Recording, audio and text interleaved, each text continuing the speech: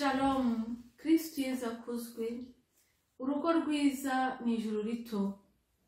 Mu rugo rwiza abashakanye bagomba guhana igihe cyo kuganira, bakava mu rugo bakitarura bakaganira.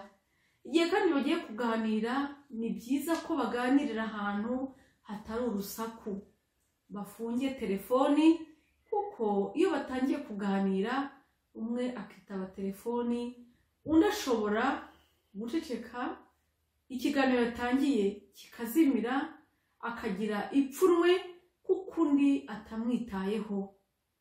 Mwicare ahantu hatuje, mwitarure inshuti n'abavandimwe, kandi buri wese yubahe undi.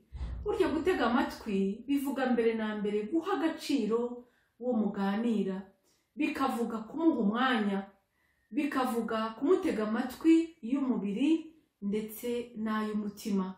Kenshi uzasanga abashakanye igihe bagiye kuganira umwe abwira undi, vuga ndakumva, cyangwa se mbwira vuba, cyangwa se warangije.